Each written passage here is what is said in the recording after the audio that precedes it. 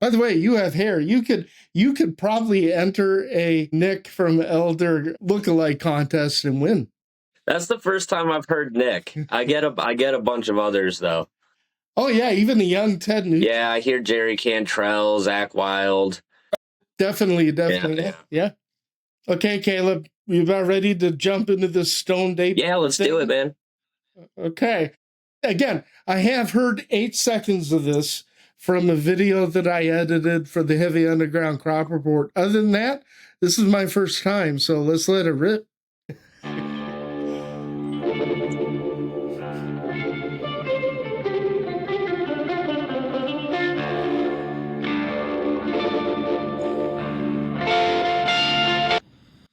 It reminds me a little bit of like a real bluesy roundabout by Yes. Yeah. Oh, we love Yes. We were kind of thinking like Robin Trower, Hendrixy kind of stuff. I was using I had just gotten a Univibe pedal, which like Robin Trower and Hendrix used a lot. So this was like the very first thing I played when I got my new Univibe pedal. This was the song that came out. Let's not forget Frank Marino and Mahogany Rush. If you grew a mustache, you could. He's one of my favorite, one of the most underrated players out there. I was thinking about him the other day. I think I'd have to put him in the top 10 most. Tales of the Unexpected, like that record was. I love that. That's the vinyl. I think I have a first pressing of that somewhere. I got one at like a Goodwill. And I was like, oh, Zach Wild talks about this guy, and then put that on, and it was like, yeah, it's like, whoa. That was one of the players that kind of pushed me to learning jazz and stuff like that. Frank Marie, I'm telling you, I love your generation, man. Okay, let's go back to it. I'll see if I can shut up for more than 10 seconds.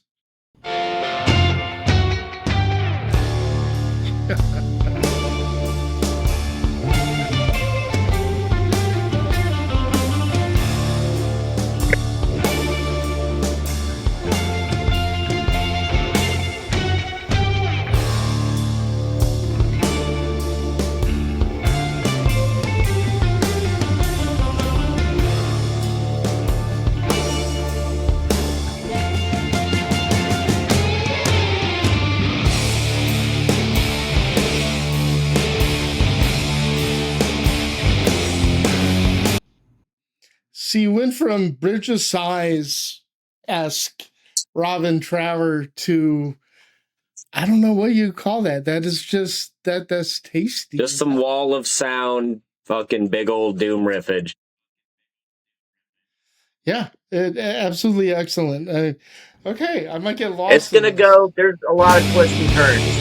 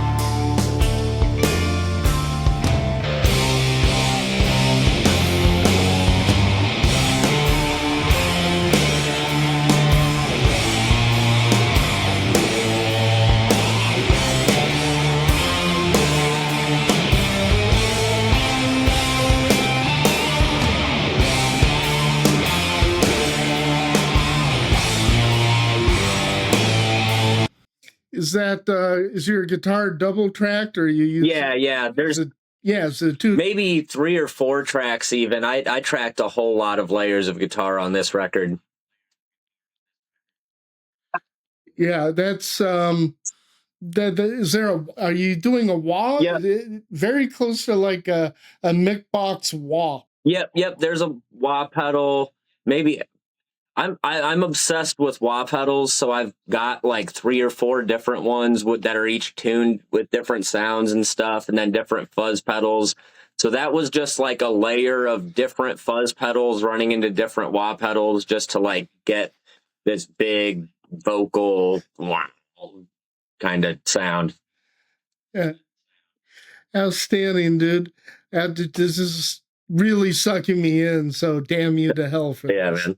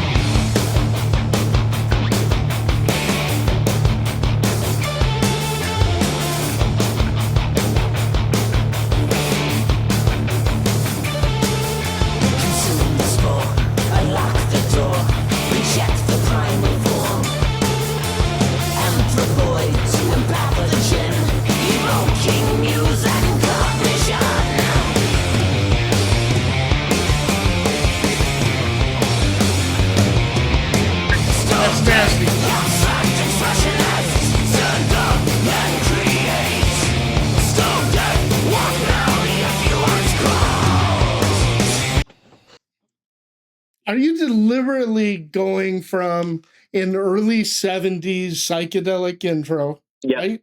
And then you've got the kind of, I'd have to say, maybe a 90s Doom sound to it when Doom is coming. And now you're going into a new wave of British heavy metal, anthemic. Yep, exactly. You nailed it. We were thinking kind of like Thin Lizzy, that one run. That was definitely like a Thin Lizzy thing.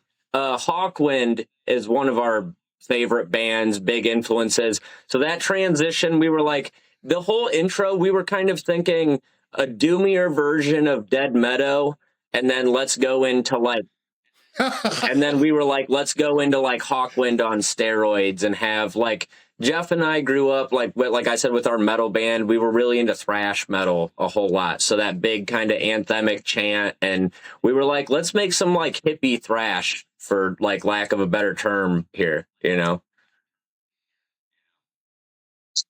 Yeah, we'll just keep going. Damn.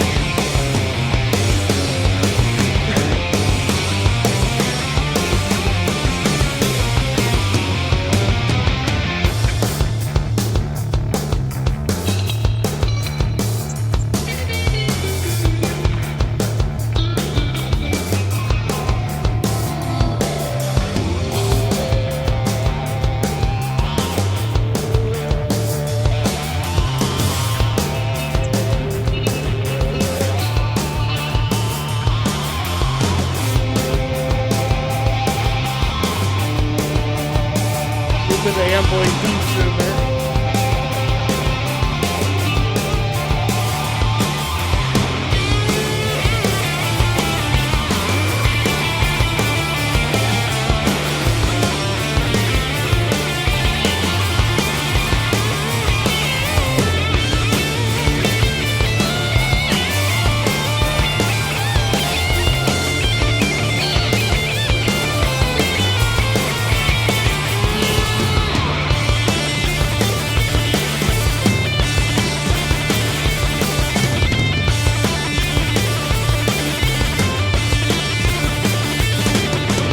Sorry, that's Rory Gallagher-esque. Yeah. That is a wicked ass. That's impressive. Thank you, man. Thank you, man. Yeah, you're naming like all of my 70s guitar heroes and stuff. I can't fake. My hairs are standing on end. I did not. I'll wrap it up in a bit. There's so much to tear apart and tease apart. Thank you, man. Thank you. Do you mind if I go back and experience that particular guitar? Yeah, for sure, man. Absolutely.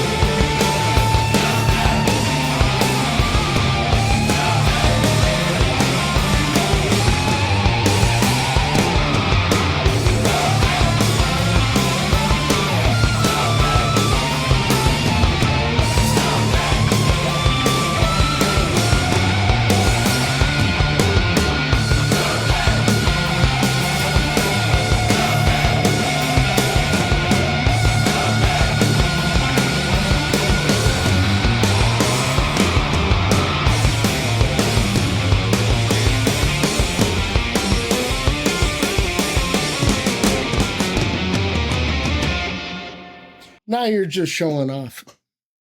We got to the end there, and it's like, how do we end that? I'll just do another guitar solo. You know, there's also, like, when I think of Rush's first album and probably Fly By Night, very similar on the bass lines, like Working Man. It just... We actually cover Working Man. I don't know where to start. I don't know. I'm blown away. Like, I generally have an idea of what I'm about to listen to. I haven't done a live reaction. God, it's been months. That was incredible. And yet you name it Stoned Ape, right? So it sounds like I was anticipating, to be honest, a Cliche, middle of the road, mid-tempo stoner with a little bit of psych in it. And instead I got a history lesson of hard rock and heavy psych and its evolution, and you kept bringing it back to the blues. You're using a couple different modes in there. It's like, fuck, I can't, dude, congratulations. Thank you so much, man. Thank you so much for digging it. How long is the live version of that? It's about the same. We have a keyboard and theremin player now. So what we do now is when we first go into that guitar solo section where the kind of drum and bass breakdown happens, we do a little theremin guitar battle where I like am doing some crazy sounds with delay and he's doing some theremin stuff, and then we go into that kind of slow wah pedal part of the intro, and then he'll cover the harmony parts of like the guitar parts I recorded. He'll cover those on keyboard. He's a pretty new addition to the band, maybe like 2 months ago. That is when he started gigging with us. Your bass player's pretty hot. Oh, dude, he's absolute asset to our band. The whole band, like I feel so lucky to be playing with the group of guys that I've got. Jeff and I, the drummer, have been playing together since we were teenagers. And then Kevin joined the band 2 weeks before our first tour, back in 2022. The original bass player of the band quit on a 2-week notice before our first tour. And then through friend of friends, we got introduced to Kevin. And in 2 weeks' time, he took the time off work, learned the entire set list. He's actually a music teacher for a living. He teaches piano and voice. So most people wouldn't be able to learn, 45 minutes of like pretty progressive rock and go out and perform it in 2 weeks, but it was like nothing for Kevin. And then ever since, he's just been like an absolute rock in this band. The bass playing is hot. The drumming is hot. Were any parts of that recorded live together, or did everybody record their parts? The entire thing, actually. So the whole album was recorded. We were at the Mohawk Studio in Sandusky, Ohio, which is an old 1800s church that they kind of tore apart, and it looks like a castle on the inside. So we were in the big, giant, cavernous live room there. So all the drum reverb is natural and stuff. And then the amps, we just put down hallways to isolate them. And then I ended up dubbing a lot of guitar parts on the record, adding a lot of layers and stuff. Mm-hmm. Most of the songs, I would track the leads in post, but this was actually one where when we went to record it, we had just come up with the song. So not all the parts were totally nailed down.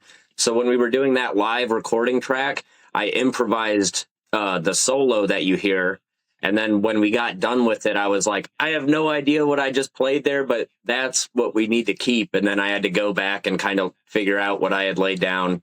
By the way, it reminds me of the outro to Who's That Coming off of Gallagher Irish Tour 74. Right. Right.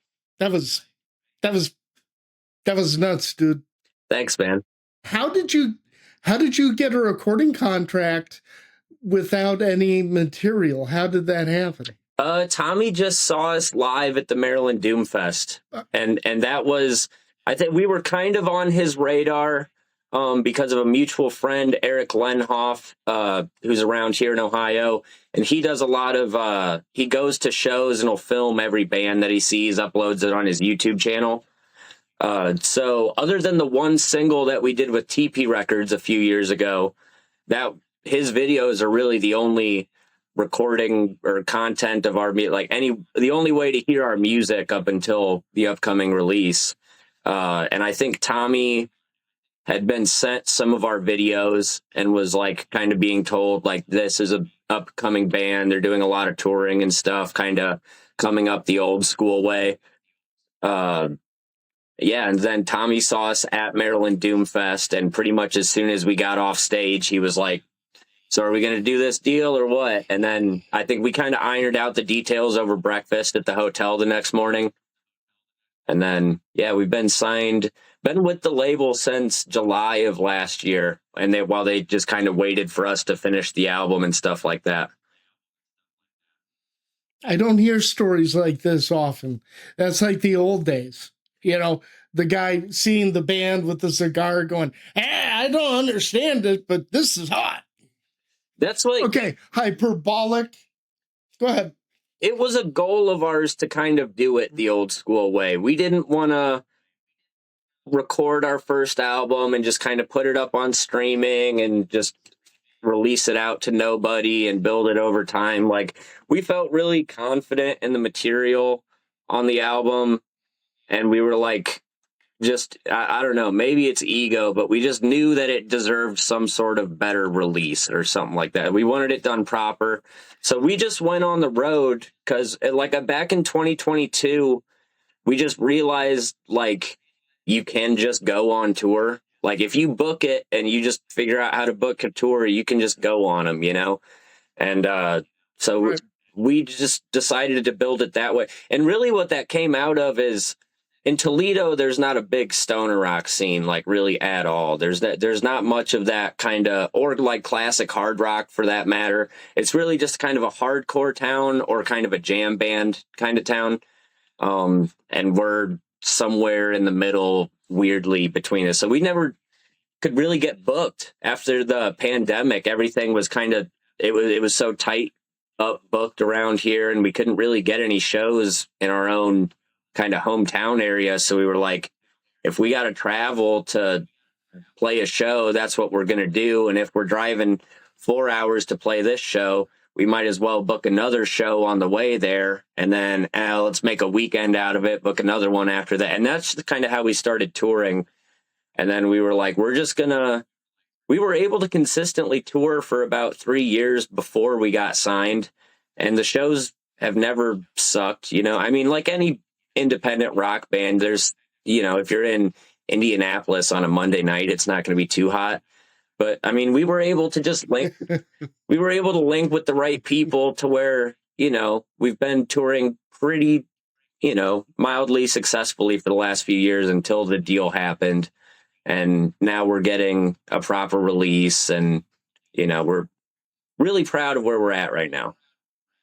You should be. Black Doomba bands tend to do that, especially Grave Next Door. Oh yeah, it's like you took a page out of their book, and like they drive from Michigan to Texas. Yeah, insane stuff, dude. Again, I'm still stunned at what I heard. So here's my hyperbole. King Volume has Castle Rat. Mm-hmm. Black Doomba has Black Moon Cult.